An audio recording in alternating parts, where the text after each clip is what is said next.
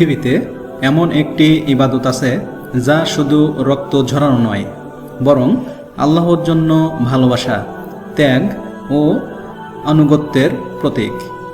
এই ইবাদতের নাম কুরবানি। আজকের ভিডিওতে আমরা জানব কুরবানির প্রকৃতি, ইতিহাস, বিধান, নিয়ম এবং আত্মিক শিক্ষা। কুরবানির ইতিহাস। হযরত ইব্রাহিম আলাইহিস সালাম আল্লাহর পক্ষ থেকে স্বপ্নে আদেশ পান নিজ পুত্র ইসমাইলকে কুরবানি দিতে হবে।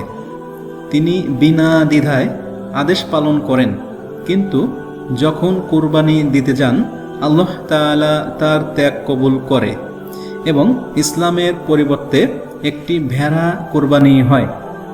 এই ত্যাগের স্মরণেই প্রতি বছর ঈদুল আজহায় আমরা পশু কোরবানি করি। কুরবানির বিধান। ইসলামে কুরবানি অত্যন্ত গুরুত্বপূর্ণ ইবাদত। হানাফি মাযহাবে কুরবানি ওয়াজিব।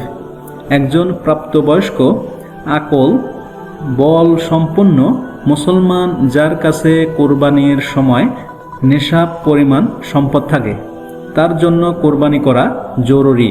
কোন পশু কুরবানির উপযুক্ত? প্রথমে গরু, উট, ছাগল, ভেড়া এসব পশু কুরবানি করা যায়, তবে তাদের বয়স ও স্বাস্থ্যের কিছু নির্দিষ্ট শর্ত আছে।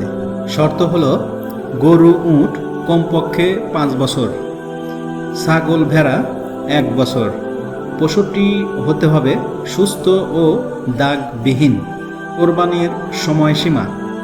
কোরবানির সময় শুরু হয় ঈদের নামাজের পর থেকে 10 জিলহজ হতে 12 জিলহজ সূর্যাস্ত পর্যন্ত। এ সময়ের মধ্যে কোরবানি না করলে তা আদায় হয় না। কোরবানির মাংস বন্টন। কোরবানির মাংস সাধারণত 3 ভাগে ভাগ করা যায়। 1 নাম্বার 1 ভাগ নিজের জন্য, 2 নাম্বার 1 ভাগ আত্মীয় স্বজনদের জন্য, 3 নাম্বার 1 ভাগ গরিবের জন্য, তবে চাইলে সবটাই দান করাও জায়েজ।